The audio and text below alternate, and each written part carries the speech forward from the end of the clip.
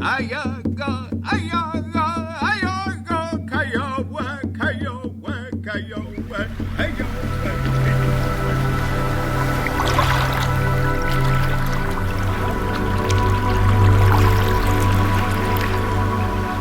My name is Zach Brown. I'm Yurok and Karuk, and right now we are at Sumac Village. This is one of the villages or village sites where my family comes from.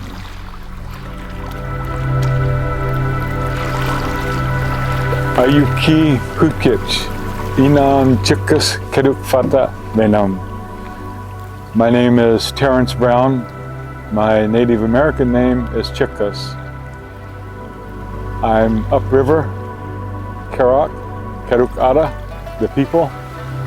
And today and the last 2 or 3 days, we've been gathered at the Sumac Indian Village, which is a Yurok village, which marks the southernmost part of the Yurok tribe.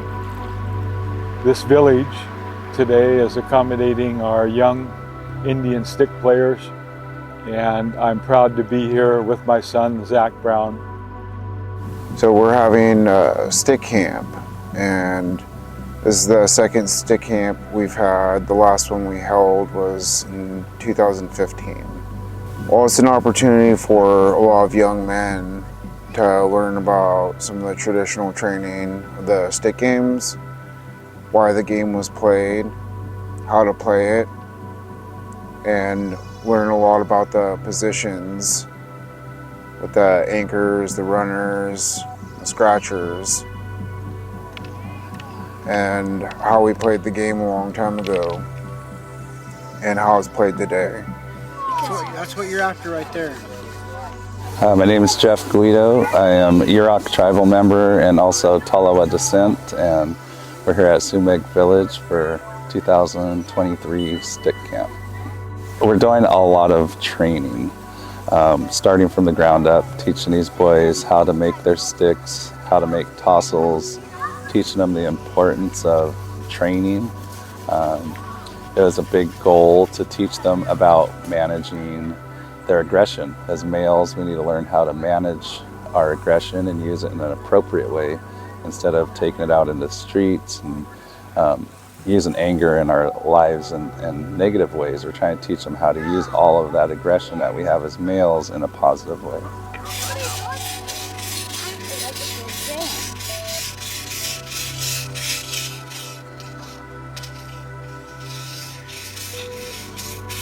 My name is Christopher Shaw. I am a Yurok tribal member, and I'm here at Sumac Village for the stick camp.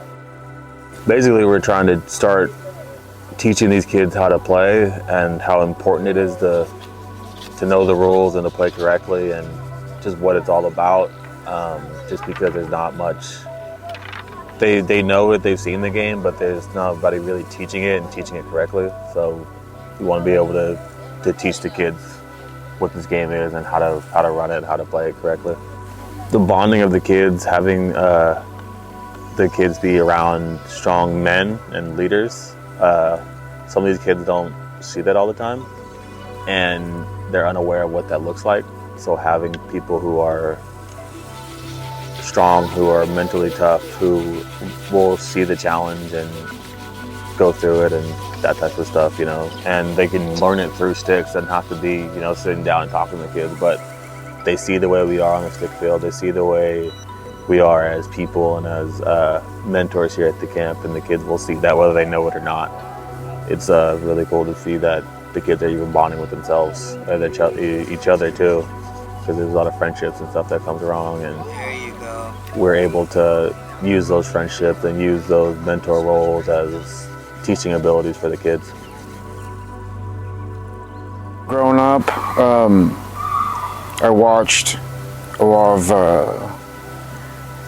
the stick games kind of die down, where there wasn't a lot of males playing, and we're losing a lot of warriors, a lot of men in the community to drugs, alcohol, to violent, a lot of violence. And it was a really sad time to see, watching a lot of these games and a lot of the training and a lot of people I competed against.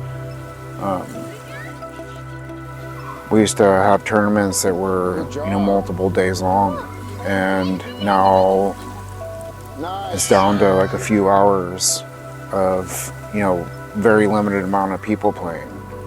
This used to be like a really big thing for our people a long time ago. This was like the Olympics for our native people. You get the best competitors from different age divisions all the way into the men's division. And these guys were training all year long, getting prepared for these stick games. And now you have, very limited amount of, players competing, very limited amount of teams competing. For me, this is so important to like teach these boys, what it's like to be a man and to be a warrior, and teach them the importance of, when you get older, about being a protector, being there for your community, being there for your family, being a strong person for yourself. And always talk to a lot of the boys and a lot of the families that I've worked with. If something were to happen in the village, better believe me and a lot of the other men around would be on the front line to protect everyone. Because this is about preserving our way of life, and the warriors had a big part of that. Our warriors were well respected, the most respected in the community, because we put our lives on the line a long time ago. And that's how, these are the things and the values that a lot of these young men need to learn. And, keeping that alive for me is by training more men. Training a lot of these young men to be men, and what it's like to be a man. And the importance of, protecting your family, taking care of your family, being a good person in the community. You need more positive male role models in the community in order to do this. So it's really gathering a lot of, healthy men and working with more people in the community and start pulling them in and teaching them the importance of our stick games, the ceremonies, language, gambling, a number of things. But it's teaching them skills and preserving our old ways of life.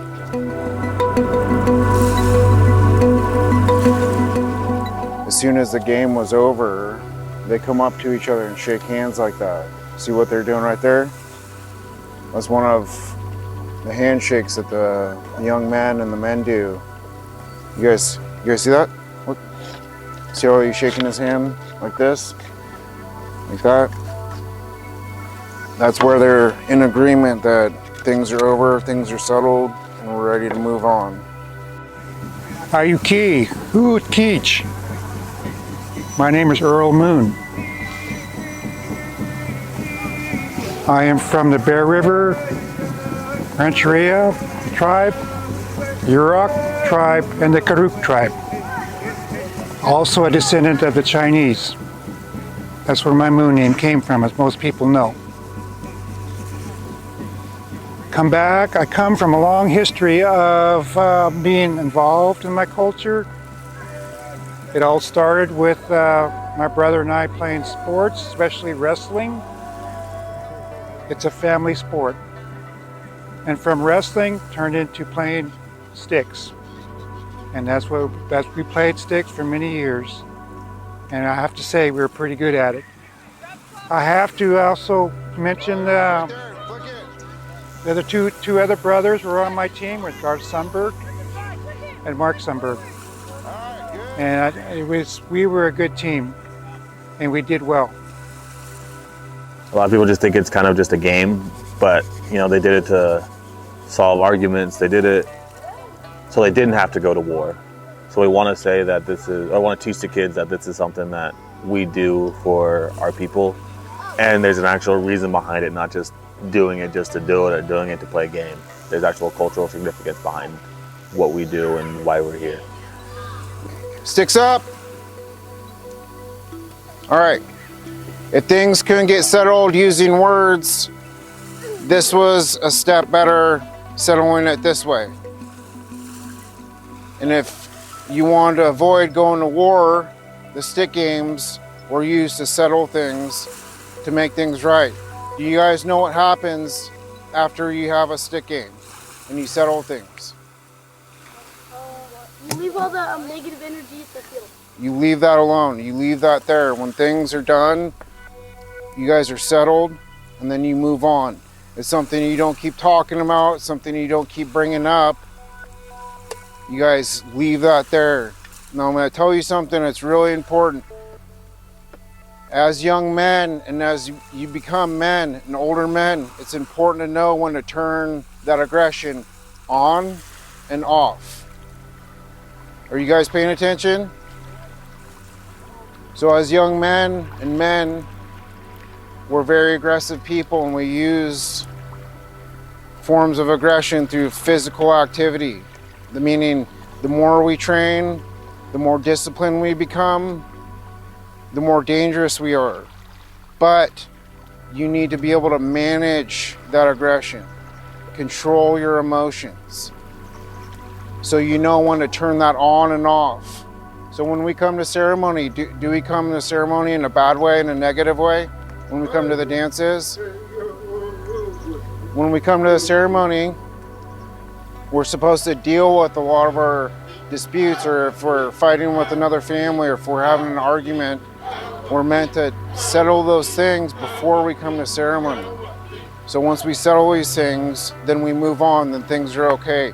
I am here participating with the stick camp for the youth now, and it's good to see these kids being really involved with keeping the culture going.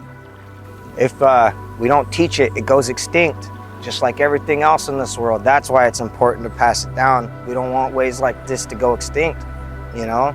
So passing it on to the next generation is very important, because we've lost way too many things in the past, from language to dances to resources for the dances even. So to keep something like this that's very important, it's amazing that we're able to pass this knowledge down to the next generation. So important. It's important for me to see my kids be involved in our culture, because I know it preserves everything that we have left.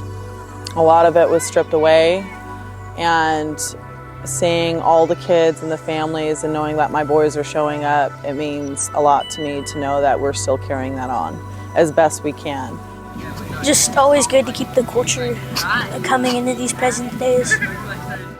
I think it's important because our culture is dying, because back then there was these schools that would torture our ancestors not to learn our stuff, our culture. You know, there's a lot of things that have happened to our people in the past historically, and one of the first things that happened was they took a lot of the men away. They did a lot to, you know, kill a lot of the men, because they knew how important it was to have those male role models. And it was sad to see, you know, growing up, not having a lot of like male figures to, you know, train with and work with. And it was something I had to seek out, and that's something I saw, you know, with a lot of kids that I was working with, is not a lot of them have father figures or male figures to look up to in the community and in their lives.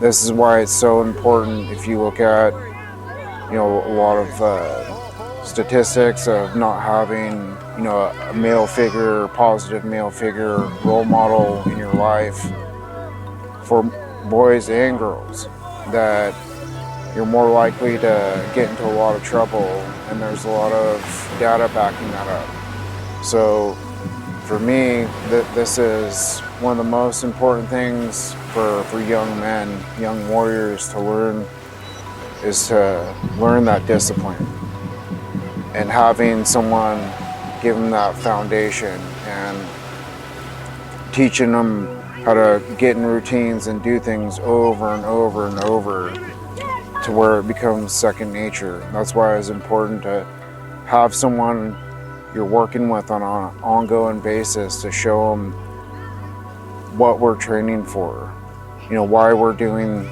these stick games, and how important it is for our warriors moving forward to learn these things and how they can take this into their lives in the future. I think it's important to learn about the culture because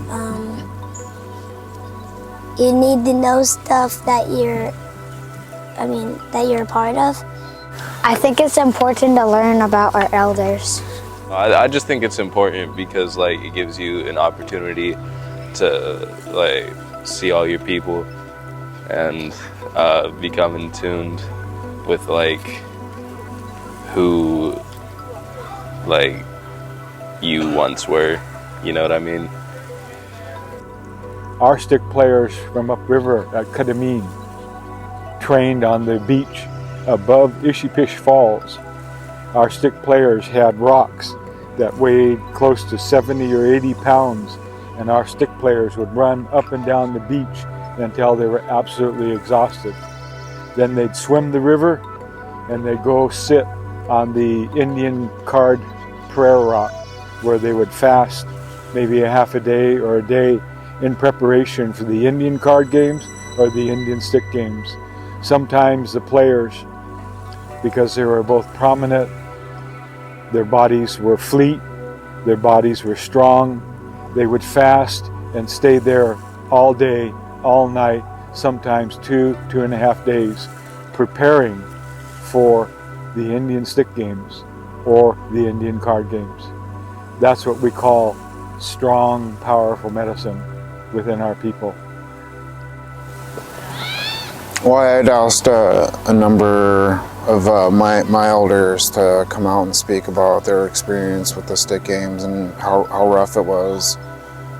But one of the things that's very common when you hear a lot of the stories from the elders and a lot of older men is this was all preparation for if something were to happen, that the men weren't afraid to, you know, approach an enemy, or they didn't have that fear of going out and knowing something may happen. They just went out and did it because it was a duty. You didn't ask to go out there like that. That was in your heart. That I need to protect my family. I need to protect the people in this village. I need to protect and preserve this way of life. So this keeps going. And that's what a lot of these young warriors are going to learn. And this is some of the stories and things that's very common every time I hear someone talk about stick games. When I hear a lot of the elders talk about their stick games, they were ready. It didn't matter, you know, what time of year it was. Like, they were training all the time. Something came up and there was a challenge. Like, they were ready. So that's what you'll hear from all the elders and all the older speakers when they tell their stories of, you know, competing in the games. They all went together, you know. It's not like we just had an event for the sticks. Sometimes they all came together at once. Like, you know, we'd hold a dance, and then after the dance, they play the cards, and then maybe after the cards, they all get together and go out and play sticks too. Because you see, the person who wants to play sticks or try to get the stick game going for the dance, he would bring his stick into the dance, and he would do certain movements to get the opposing team to maybe come out with their stick to accept the challenge. And then after the dance, they'd get to an agreement and say, okay, well, we can either play cards and gamble too before the game as well, so we can like have something to bet on. And then after we do that, we go play sticks, and maybe if I lost the card game, maybe I'd put something on, I feel comfortable putting something towards the stick game, like a necklace or a piece of regalia, like a jump stick or something like that, you know? So very amazing what we get out of these things. Definitely, what the ceremonies are so important because it just brings everything together: the dance, the cards, and the sticks. I mean, it's ironic, but me kind of getting hurt and me being on crutches is probably one of the most things I'm going to remember. But just seeing the kids, showing the kids that we can battle, we can get in there, and we could go do the drills with them, but not just telling them what to do, but leading them by example and doing the same things that they're doing, and showing that we are teaching them stuff that we have to do ourselves, not just running there and telling them, oh, go do this, go do that.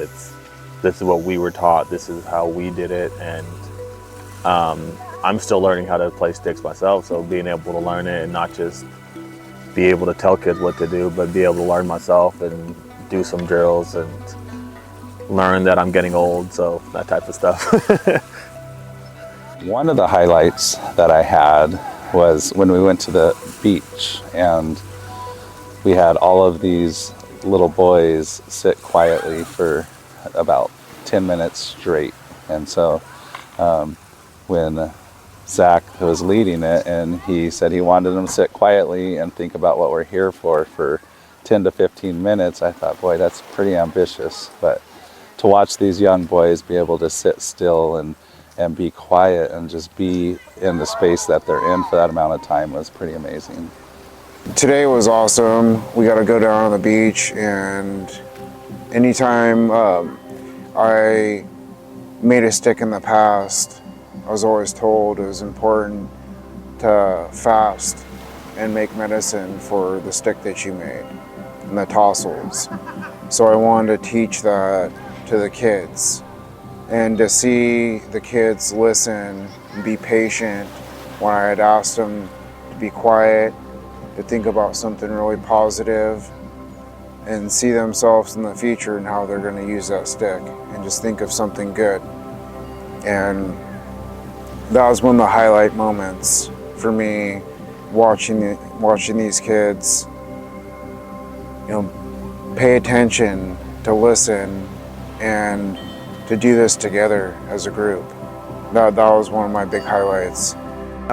Sometimes it's really hard for us to communicate with the youngsters and have them sit down for a couple minutes, because we all know when we remember when we were little, very, very short time span, for learning. So I think the best part is when we get them concentrated, and we get them focused, and then we get them out there and they're having a fun time because they're actually taking it serious, and that could be whether when we're having them run, when we got them carving their sticks out and not, getting hurt or getting cut by the knife because they're paying attention, or when they're making the tassels and learning how to braid the rope even, that's a very important part, getting them to concentrate on that. Such an important part because we all know how long it takes to braid something. So I'd say I love it all just as much. The best part maybe even be just us getting together, just the getting together part might be the best part for me. I think it's so important for any adult men now to know that there's youth that don't have the best role models. I think about the generational traumas that have happened within our culture, and to have so much of it still going on at home, and the kids getting a break and coming here and saying just some positive stuff. And I really want to encourage the parents to come out and support this as well, because I don't have background in psychology, or I just have done a lot of research, and just knowing that it's a community base.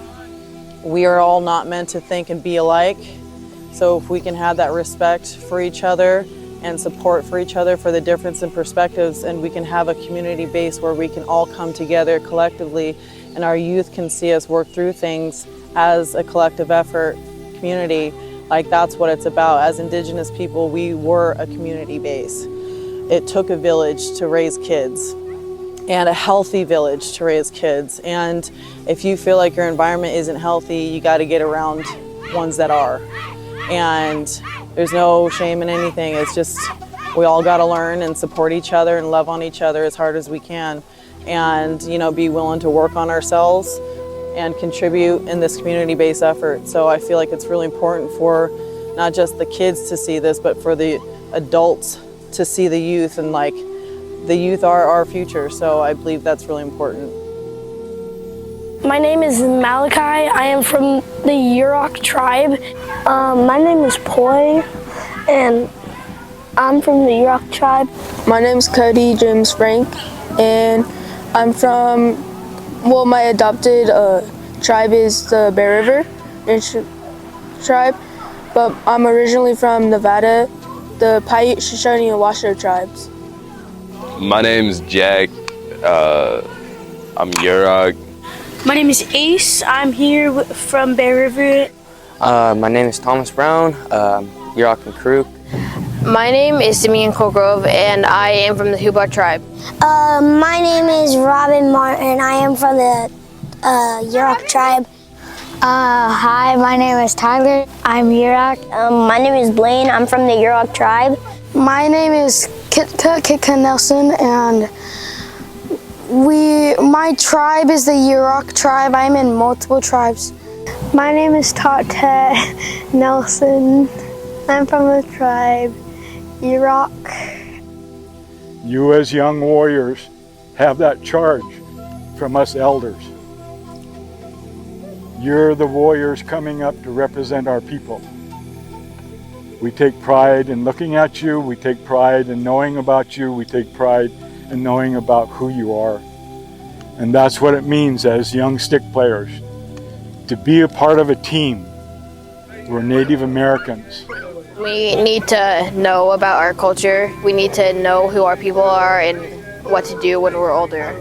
I'd want to be more invested in cultural things like this. I think I would like to come back to something like this. So that's my goal, to stay on top of this, keep it going, keep kids motivated, help kids get back on their feet that are struggling, talk to them, spend some time with them. I just did a little while ago, and me and this young man had a good talk, and that's part of coming together. It's a tradition that keeps our new generations involved in something pure and good. I'd like to come back to something like this again.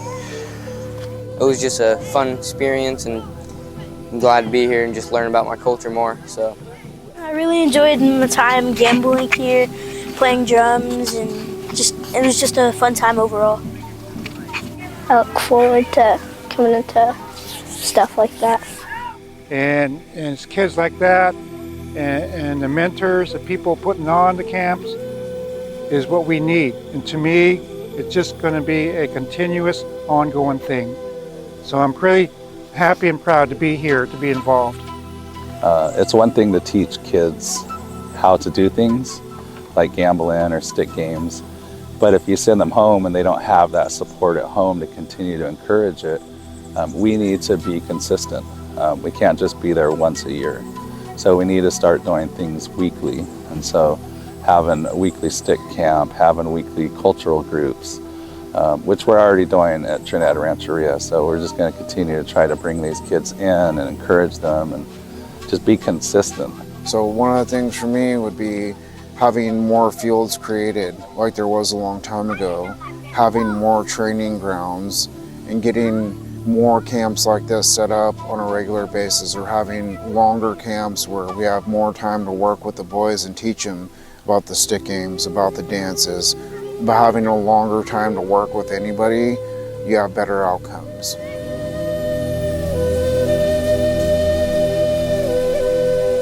That's why you guys right now are in this training, preparing yourself.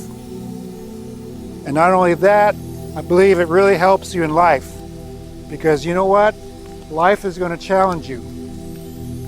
And the question is, are you guys going to be able to meet that challenge?